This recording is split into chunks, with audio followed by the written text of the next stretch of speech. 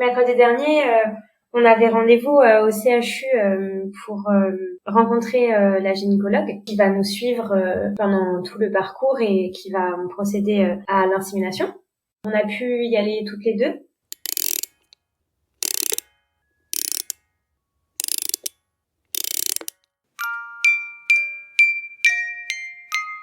Avec le vote de la nouvelle loi bioéthique, le 2 août 2021, et la publication au journal officiel de l'ouverture de la PMA à toutes les femmes, la France a rattrapé une partie de son retard.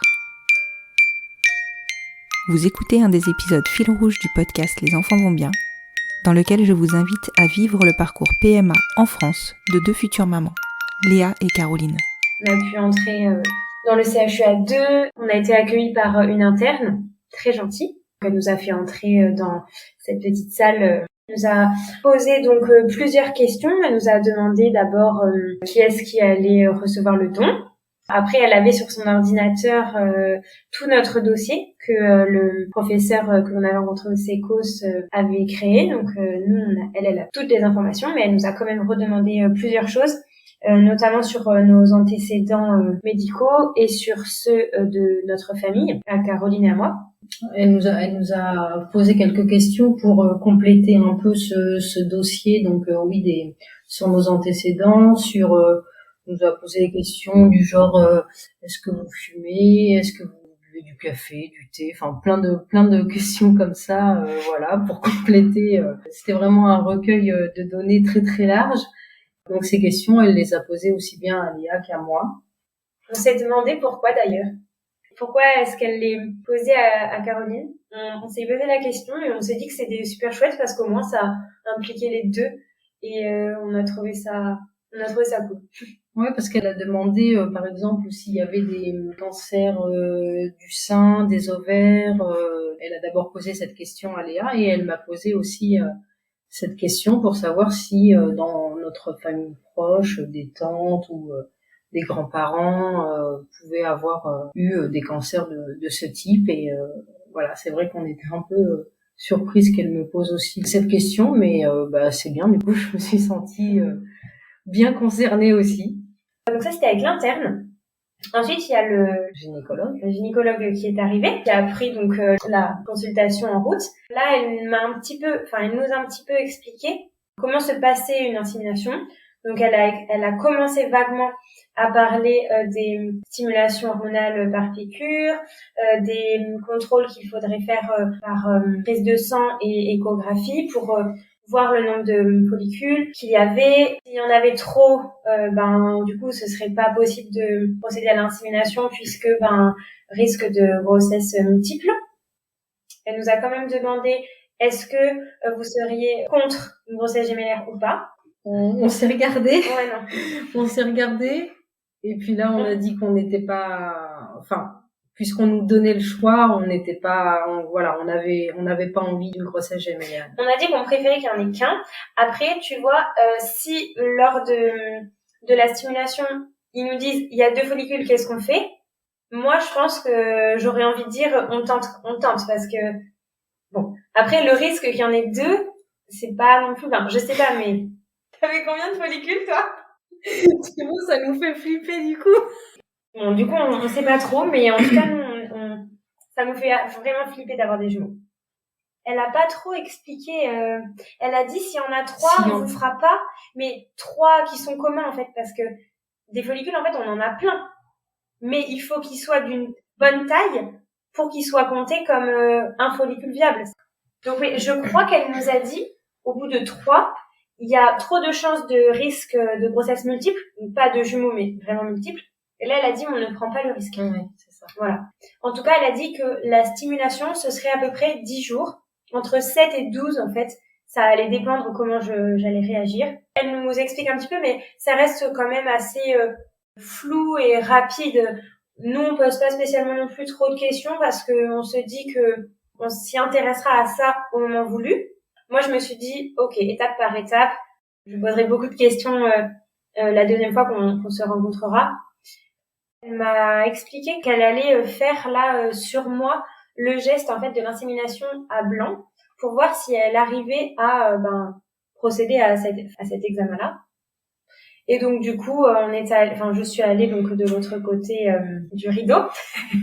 Et puis du coup, j'ai été sur la table. Voilà, elle m'a fait l'examen, elle a regardé et ensuite elle a pu donc faire une insémination à blanc. Donc elle a dit c'est bon, ce sera possible sur vous de procéder de cette façon-là parce que parfois apparemment c'est pas possible et du coup il faut forcément passer par FIV. Elle a abordé le sujet avec nous du donneur pour voir si on en avait parlé avec le professeur et on lui a dit que oui, mais que il n'avait pas pu nous renseigner vraiment de manière très concrète puisque a priori il allait plutôt se baser sur les caractéristiques physiques de Léa. Donc ça on lui en a parlé et elle nous a dit ben non, on peut aussi se baser sur vos caractéristiques physiques à vous. En tout cas, je vais le noter. Elle l'a noté dans son dossier. En fait, ça nous a rassuré aussi de voir qu'en fait, c'était possible de faire un choix, parce qu'on peut pas dire quand même que c'est un choix, mais en tout cas que c'était pas complètement fermé et que ça allait être obligatoirement sur les caractéristiques physiques de Léa, quoi. Donc là, ça nous a un peu conforté et on s'est dit bon super, c'est possible, quoi, du coup. Donc elle a bien noté qu'on avait une préférence pour que ce soit plus sur mes caractéristiques physiques à moi et voilà. Donc je pense qu'on pourra demander en fait au moment de l'insémination, je pense qu'on pourra demander sur quelles caractéristiques physiques ils se sont basés du coup, si c'est sur les miennes ou sur celles de Caroline. Je pense qu'on pourra au moins savoir ça du donneur en fait. Ils disent que ça va dépendre du stock au moment où ce sera notre tour. En gros, ils vont regarder et vu que nous, ils ont bien noté qu'on a demandé blond aux yeux bleus, s'il y a dans leur stock, ils prendront. S'il y a pas, ils prendront mes caractéristiques à moi, mais je pense qu'ils se laissent en fait le choix, suivant ce qu'ils auront. Elle nous a dit donc à la fin de cet examen, elle nous a dit là dès que vous avez tous les résultats de vos examens, vous nous les faites parvenir. Ensuite, dès que vous aurez pu voir la psychologue du CHU, qui est assez tard par rapport à la fin de nos examens, sachant que mon dernier examen, je le fais le 1er février, et nous avons rendez-vous avec la psychologue que mi-avril. Et en fait, pendant tout ce temps-là, il va rien se passer. Donc elle nous a dit, nous, on doit se revoir uniquement quand votre dossier sera passé en commission et quand vous aurez revu le professeur du SECOS. Là, on va pister un petit peu son calendrier à elle, à la gynécologue, parce que là, en fait, ces rendez-vous ne sont pas encore ouverts. C'est parce que la psy est la seule à prendre des rendez-vous et elle est à mi-temps. Donc, ils sont en train de chercher à recruter quelqu'un pour compléter le poste. Donc, nous, avec Léa, la semaine dernière, on est retourné au SECOS. On est allé voir au secrétariat pour demander s'il n'y avait pas eu des désistements par hasard, pour essayer de grappiller un rendez-vous un peu plus proche, parce que c'est vrai que on se dit que ça nous laisse quand même un long temps sans qu'il se passe rien. Et du coup, on s'est dit, bon, on va les demander, ça coûte rien. Donc, elle nous a dit que non. Et elle nous a expliqué le pourquoi. Par contre, on s'est dit qu'on allait appeler de temps en temps, quand même, pour essayer de voir si cette personne tant attendue n'a pas encore été recrutée, pour essayer de voir si des nouvelles dates ont été débloquées pour la prise de rendez-vous psy. En fait, c'est ça qui bloque. Parce que sinon, finalement, on aurait pu commencer en mars, quoi. Parce que si on avait eu rendez-vous avec la psychologue courant février, le dossier passe en commission, mars, avril, on aurait pu commencer les stimulations, mais en fait, là, ça retarde vachement. Après un rendez-vous psy, le dossier passe en commission, le professeur du SECOS nous recontacte pour nous revoir et nous expliquer certaines choses, et on doit aussi revoir la gynécologue à ce moment-là. Dès que tout ça est fait, dès que le dossier passe en commission, qu'on a revu le professeur du SECOS, etc.